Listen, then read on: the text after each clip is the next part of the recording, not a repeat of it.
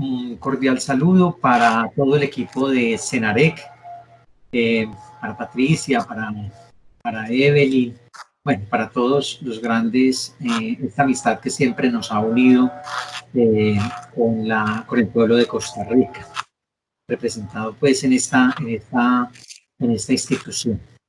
Mi nombre es Jaime Alberto Sierra, soy rector de la institución educativa José Acevedo y Gómez, en el municipio de Medellín, país Colombia. Pues el deseo es poder hablar un poco con ustedes sobre la educación como derecho fundamental. Pues en primer lugar, pues compartir, estamos en un nuevo contexto, digámoslo, este contexto de pandemia, que de alguna manera en la experiencia nuestra de país estamos trabajando desde nuestras casas desde el 20 de marzo.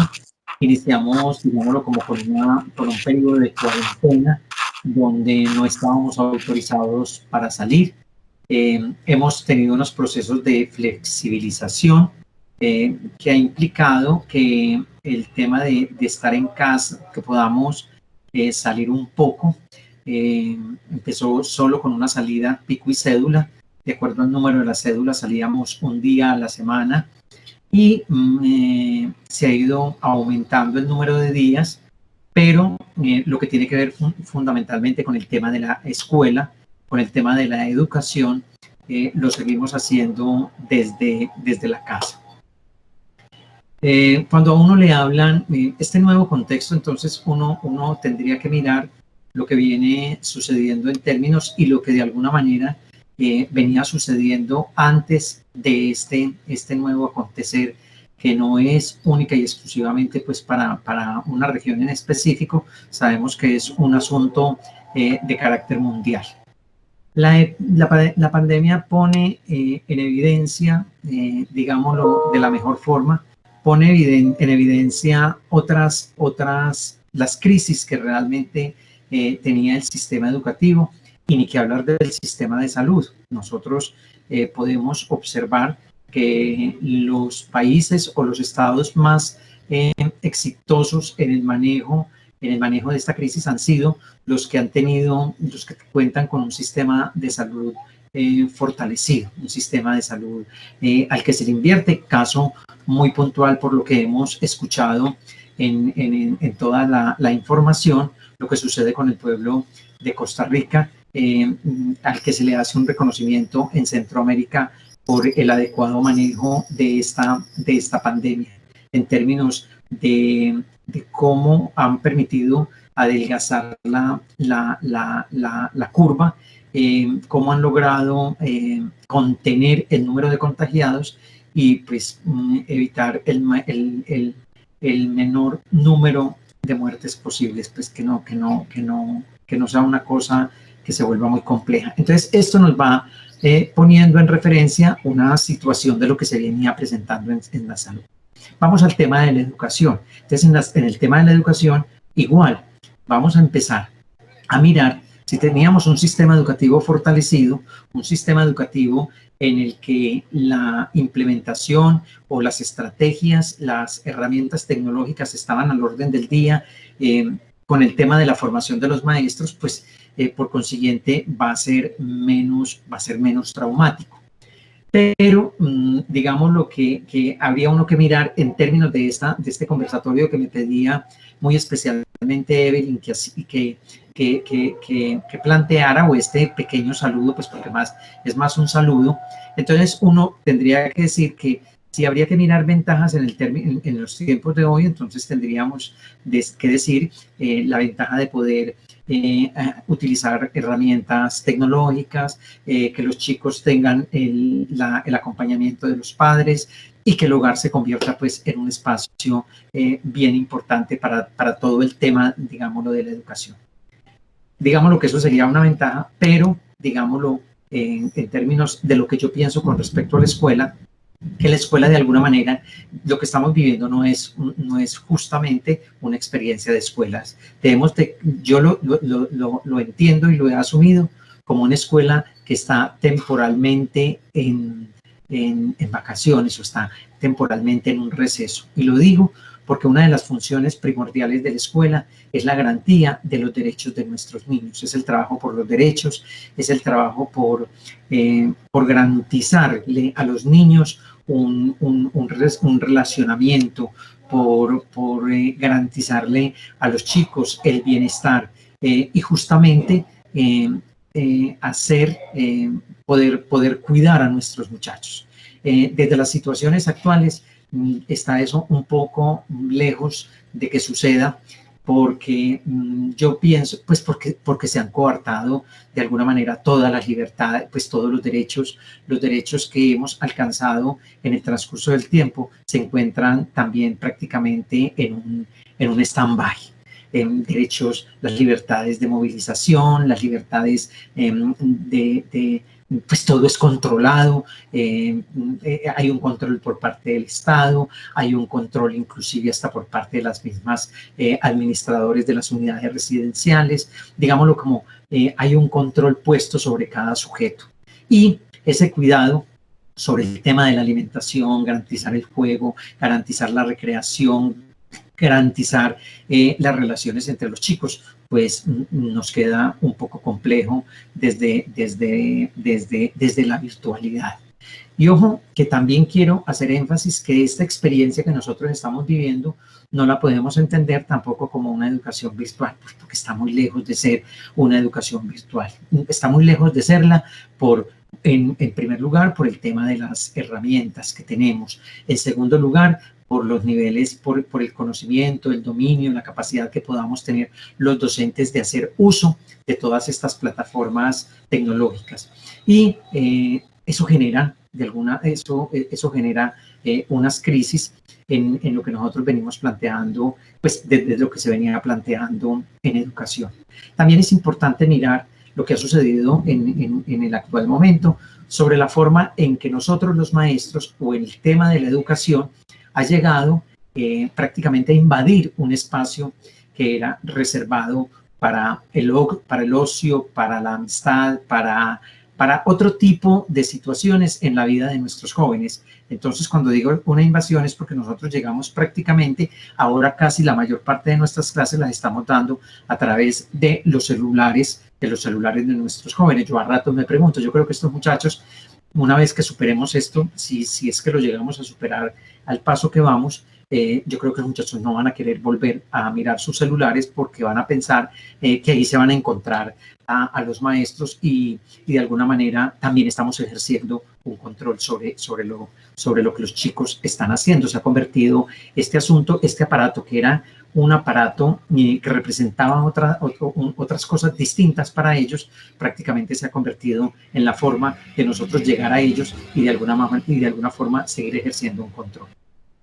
En fin, yo sé que desde esta perspectiva de trabajar la educación como derecho fundamental, mi invitación siempre seguirá siendo, en las ocasiones que yo he ido a Costa Rica, siempre he insistido que hablar de la educación, que educación inclusiva, que educación para la atención de la diversidad, que el uso de un montón de herramientas y de estrategias, a mí hay veces me parece que es pues es importante llamar los asuntos y habla de alguna manera de una ausencia de ese tipo de situaciones al interior de la escuela. Yo sigo insistiendo que la educación hay que plantearla como derecho fundamental, la educación hay que plantearla como, así como es un derecho fundamental, es como aquello que hay que garantizarle a cualquier sujeto independiente de la situación que le toca asumir en la vida a ese sujeto por una situación de nacimiento, independiente de la clase social, independiente de la limitación, independiente de la dificultad, independiente de la raza, independiente del color. Y en esta pandemia yo pienso que se agudizan un poco, que se van a ver la gente más vulnerable, pues se va a ver más afectada por toda esta situación.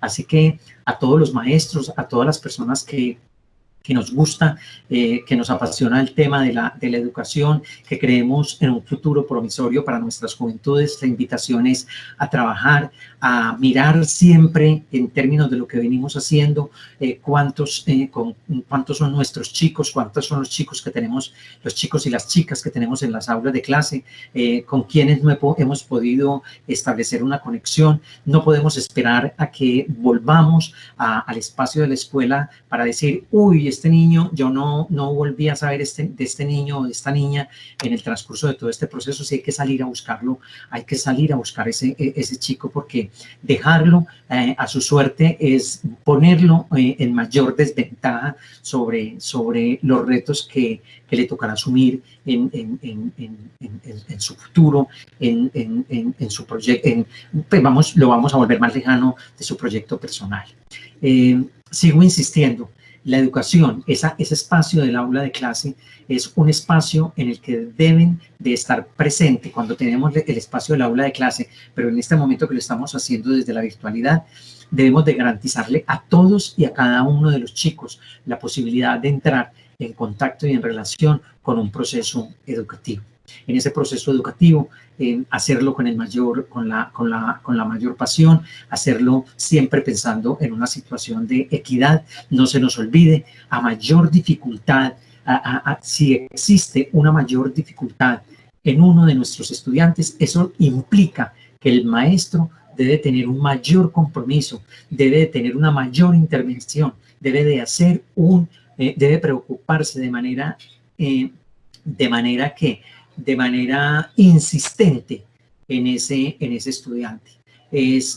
Porque es importante, porque si nosotros, y aquí es muy importante que nosotros siempre como docentes y desde el trabajo que nos corresponde hacer en una situación de educación, siempre podamos establecer, primero, tener un conocimiento, tener un diagnóstico de la situación de cada estudiante, que nosotros podamos encontrar cuáles son las dificultades, cuáles son las limitaciones, cuáles son las fortalezas que tiene cada chico con los cuales nosotros estamos realizando un trabajo. ¿Para qué? ¿Para qué necesitamos tener ese conocimiento?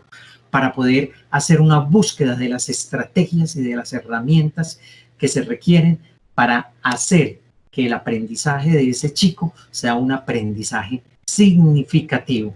Entonces, primero, tener un conocimiento. Segundo, establecer unas herramientas y establecer unas estrategias. Y luego vamos determinando el camino y vamos haciendo un acompañamiento permanente a nuestros estudiantes. La invitación al CENAREC, la invitación a todos, vuelvo a insistir, es a todos y a todas las personas que trabajamos en educación. No se nos olvide, la limitación, eso que nosotros planteamos como limitación, no es limitación en el chico o la chica que está en el aula de clase. La limitación la tenemos nosotros como maestros para poder producir o para provocar cambios importantes en la vida de ese sujeto. La limitación no está en quien está en la escuela, en la calidad de estudiante. La limitación, insisto, la tenemos que buscar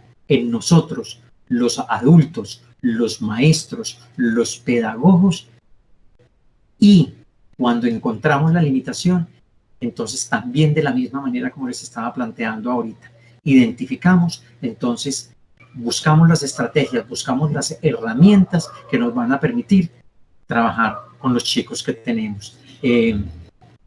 Un saludo, de verdad, reitero mi saludo a todo el equipo.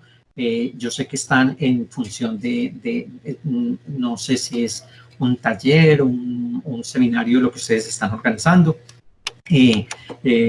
Decirles que con el mayor de los gustos, en alguno de los encuentros